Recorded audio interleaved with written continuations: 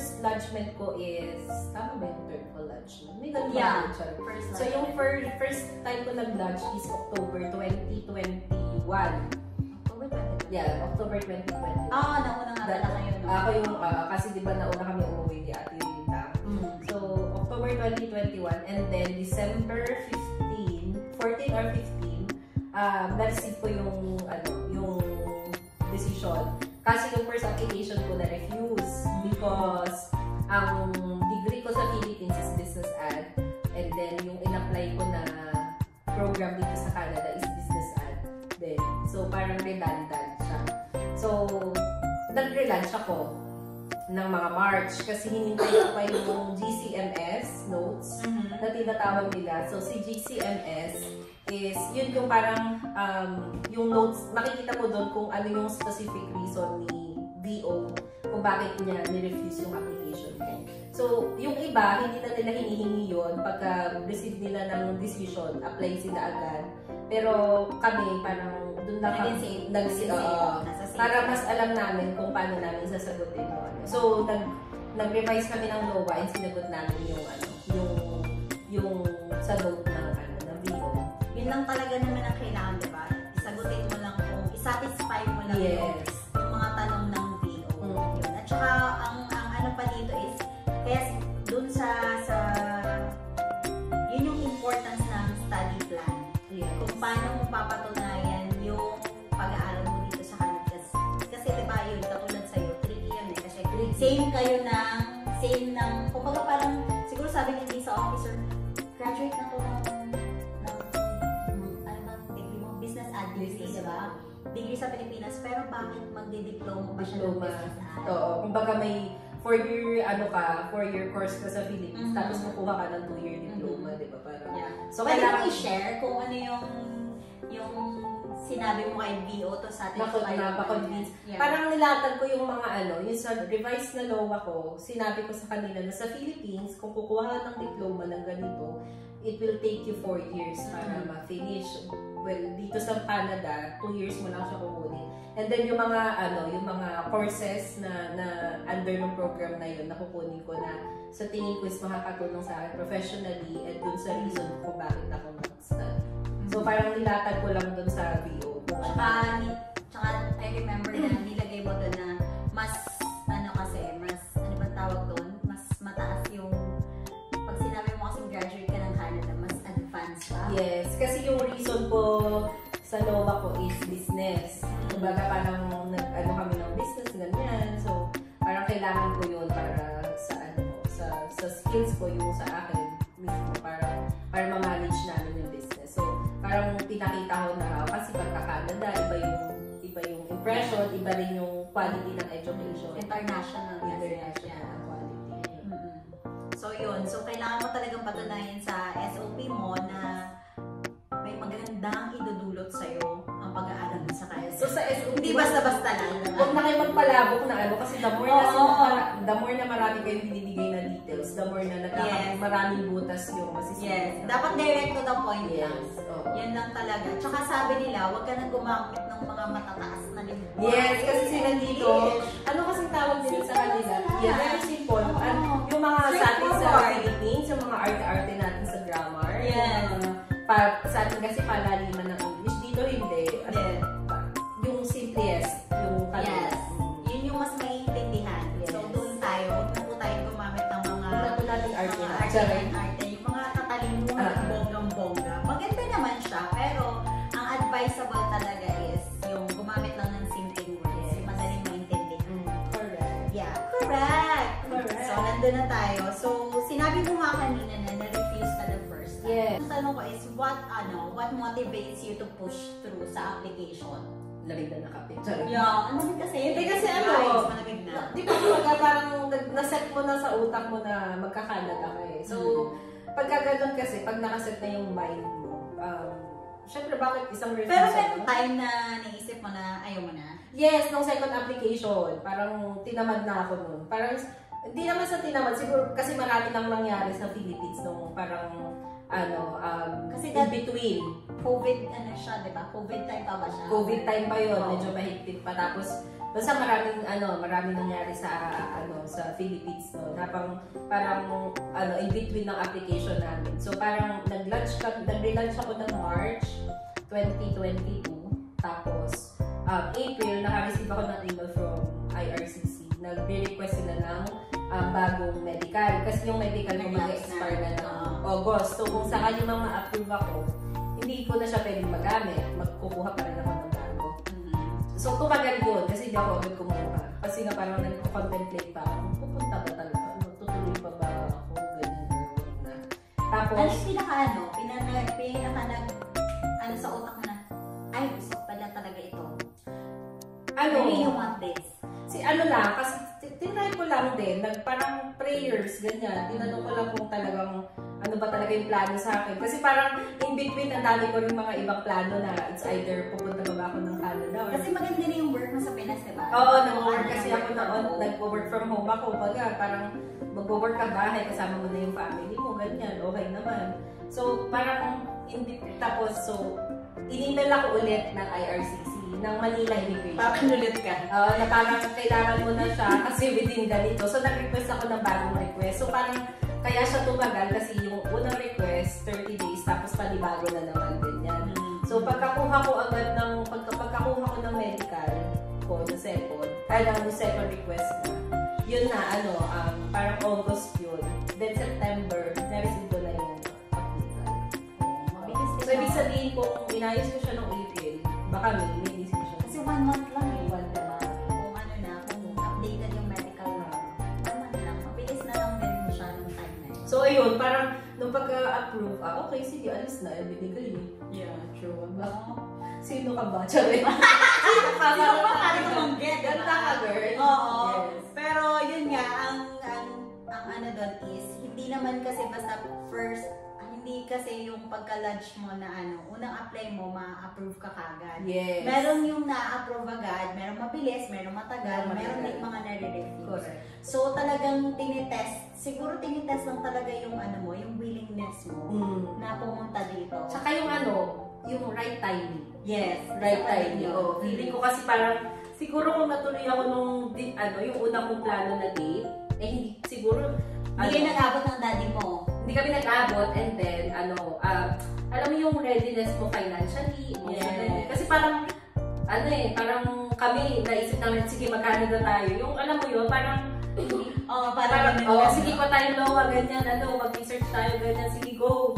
Ganon. So, parang siguro hindi pa talaga ready, financially, emotionally, mentally. So, ayun. So, kailangan talaga ready ka. Yung sinasabi ko pag may nagtatanong sa akin, ano yung kailangan mo para pumunta dyan? Yung buo yung loob. Yung lagi yung sinasabi ko, buo yung loob. Kasi hindi siya madali. Lalo na sa mga estudyante, kasi nag-aaral sila, tapos nagtatrabaho din sila. Kasi kailangan din nilang pang-sustain. Kasi, yung honestly speaking, diba, na hindi naman talaga lahat ng estudyante na pumunta dito is mapera. Yeah. Lalo na kami, Diyos ko. Lalo na tayo, diba? Yung parang kasi nandun yung struggle sa first 3 months. First 3 months. Kasi yun yung time na naghahanap ka pa ng trabaho. Diba? Kaya bilhin kami sa mga yung mga walang kilala, yung walang kailangan, na na-survive. Wala tayong kilala dito. Hindi kami, kasi dumating andito na sila eh. Oh yeah. So, kumbaga kami, yung mga huling dumating sa circle namin, parang hindi na kami kinakabahan kasi pero sila talaga, naalala ko lang si Pop siya muna. Si Pop siya talaga yung nagkaligaw-ligaw kung saan punta kung ano. Tapos yun nga, sabi ko nga sa kanya, siguro talaga yan ang ginusto ni Lord na siyang mauna kasi lalaki siya. Na at least kahit papano kung ano mang mangyari sa'yo, maligaw-ligaw ka dyan, lalaki ka, kaya mo, diba? Tapos yun, mag-guide mo na yung mga ibang kaibigan natin na pupunta dito. Yun yung lagi kong sinasabi sa kanya. Kasi sinasabi niya sa akin, at mo ko pinag. Kasi nung time na namin, wala na kami. Ultimo yung sa bahay na titirhan. Meron na, hinanap na kami, parang inano na yun nila pa, sinecure na nila yung bahay. Wala na kaming problema. Pagdating, ticket na lang talaga yung binili namin. Tapos, bahay, lahat, everything, pas pagdating namin dito, talagang ginide nila kami. So, kailangan talaga buuan doon. Iba yung may kakilala. Kaya bilib kami sa mga tsaka maganda rin yung makikonnect ka sa mga sa group. Yes. Yeah, importante yun. Kasi yung mga meron mga nauna na sa inyo na nasa group na pwede rin tumulong, di ba? Willing naman. In fairness naman, di ba? Sa lahat ng mababait naman sila. Na willing talaga silang tumulong. Yes. Yun. Gano'ng katagal na kayo dito sa Canada? Ano lang, this April lang. Ano yan, pag-usapan ka? Paano mo na ba yan? Deja vu? Yes. Parang nasabihin na lang natin, deja vu. Nangyari na to. April 7 lang this year, 2023. So, malamig pa pala pa nung time na yun. Mga babies pa kami dito sa Canada. Parang spring pa yun, di ba? Spring pa, kaya malamig pa. Parang kumbaga galing kami ng summer ng Philippines, tapos pagdating dito, ang lamig. Kumbaga nanibago sa kanila, okay lang yung lamig kasi normal na sa kanila. Pero hindi hindi, wala yung kasi mga ano na dito. Ay, naka-experience na naman. Parang, wala yan, malamig pa yan sa ano. Yes. Pero kami nakarating agad, galing ka ng Philippines. So excited ako para sa kanila. So, winter snow, first snow, my best. Are you excited? Are you excited for your first snow? Why? I really want to play in the snow. I want to, but It's okay. You will wear your Oh, say hi to the viewers. shout out to everybody. Yeah. So ngayon, ano lang, ilang buwan pa lang kayo? Ano ba yun? 5. Do the math na lang. 5 months. 5 months. So, Good. diba? Yay! Ang bilis lang. Akalain mo yun. Ako nga magsiselebrate na. Hala! Oh my God! I'm sorry, October 30th. I'll be celebrating Mabilis your first lang, year parang in hindi mo Canada. papansin. Oh, yeah. Kasi busy ang buhay dito. Busy ang Kaya buhay. parang feeling mo ang bilis talaga ng panahon. Kasi Pero, busy ang life. ang difference lang talaga nila is busy siya lang, busy siya pero parang Hindi ka haggard? Hindi ka haggard. Yeah. Iba yung haggard, hindi naman sa iba yung haggard ng sa Pinas, ng haggard dito. Dito, Tama. work ka, nag-aaral ka, pero hindi ka haggard. Pagod, oo, pagod. Hindi ka haggard. Yun lang talaga. Sa Hindi Pinas, masyadong drain. Kasi sa atin, biyahe pa lang drain ka na. oo, diba? nakaka-drain sa atin. Okay, so pag-usapan naman natin yung mga pros and cons ng pagiging international student. Yung cons, Usapin muna natin yung cons, sige. ayun, ano lang, yung process itself, nakakaano siya ng anxiety. Nakaka-cause ng anxiety. Yung agony of waiting. Yes, yung agony of waiting ng decision, tapos hindi pa alam kung maaabot mo ba rin. Yes. So, yun, nakakaano talaga siya yung anxiety mo, tapos yung gastos talaga yung ano. Kasi talagang ang pinakamahal na pathway dito papunta is student visa. Kasi ang dami mo, lahat ikaw hindi tulad kapag nag-express entry ka or kapag ka, na-hire ka as worker. Oo. So, yun mostly yun yung mga cons. Tapos, yung pagdating mo dito is wala kang security sa trabaho na makukuha mo.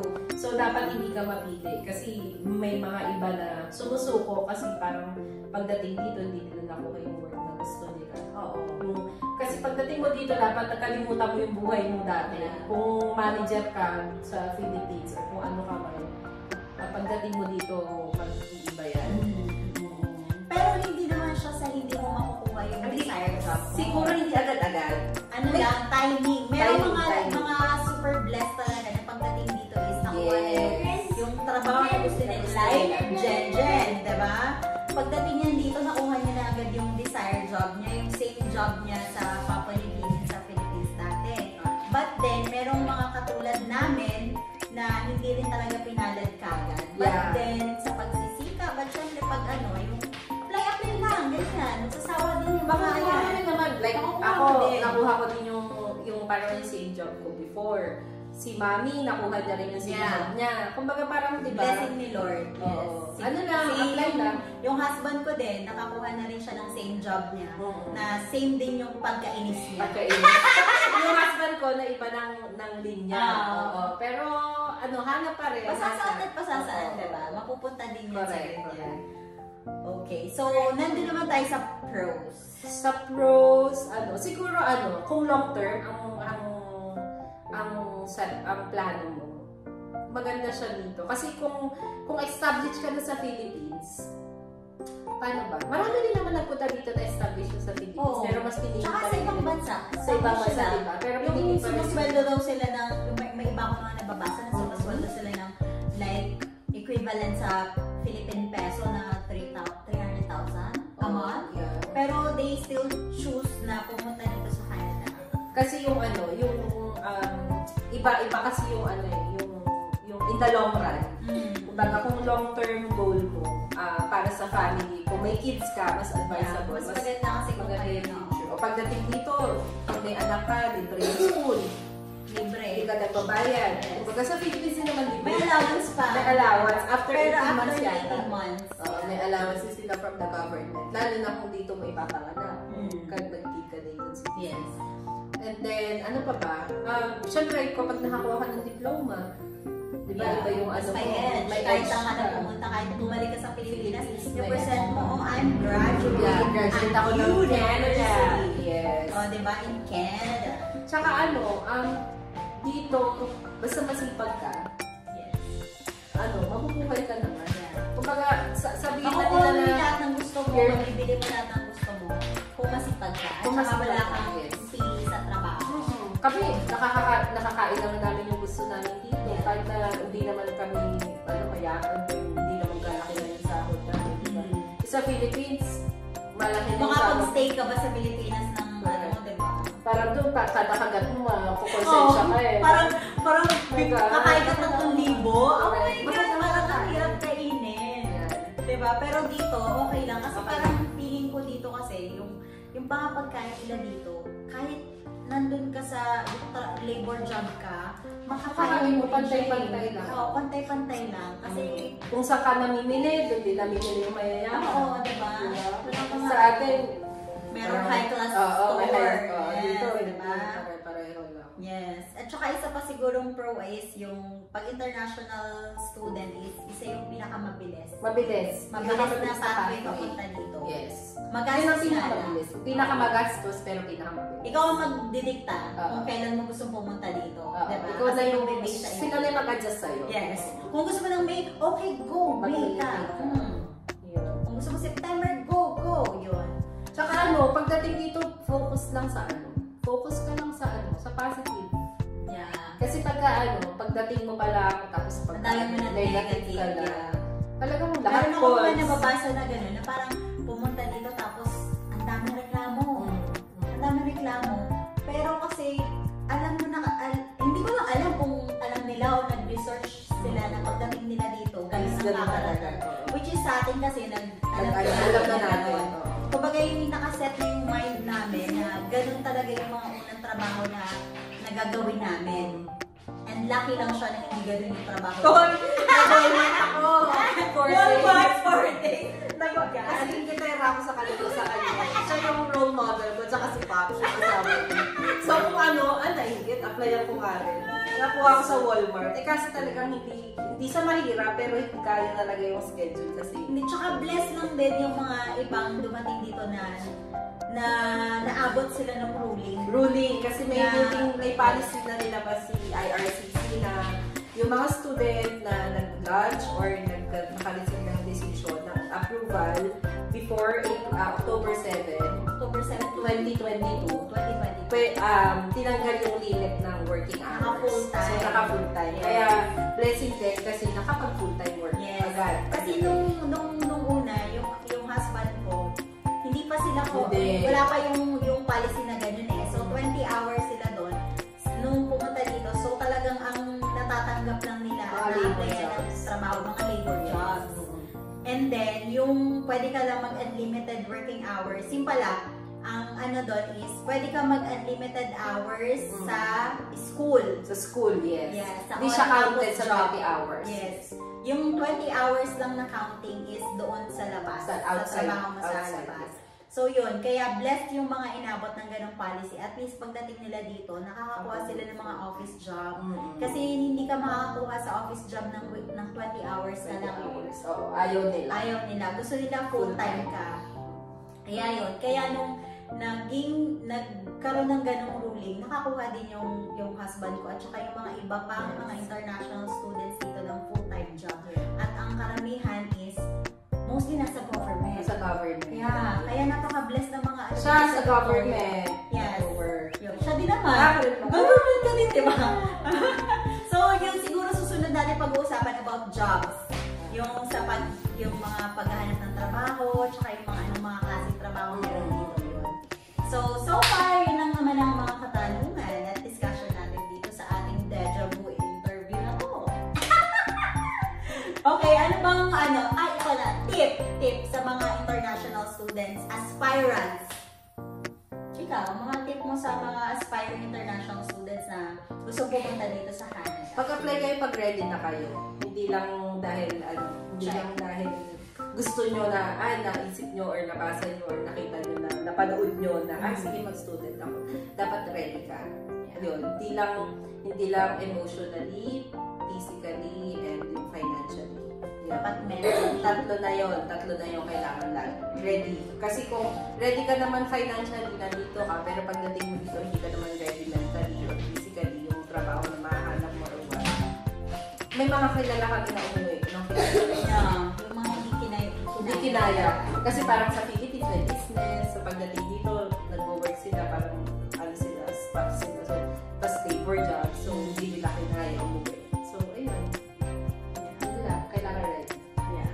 Readiness. In his time, not your time. Yeah. Mentally, physically, financially, spiritually. Dapat talagang malakas yung pananampalataya mo kasi hindi mo kakayanin kung hindi ka talaga may paniniwala sa Diyos. Yes. Yun lang. At gusto ko lang sabihin na lahat ng mga discussions namin dito, lahat ng mga nabanggit namin is based sa aming mga opinions, sa aming mga experiences, at saka sa mga nalaman namin, napanood namin. Hindi po kami mga experts. Yes, we're not experts. Immigration lawyer. Yes, and we're not immigration lawyer. Yeah. So, lahat ito, napag-usapan lang namin dahil gusto namin i-share sa inyo yung mga experiences namin dito para makapagbigay man lang kami ng inspiration or motivation. At kung may mga tanong kayo na hindi namin napag-usapan dito sa video na to, pwede po kayong mag-comment down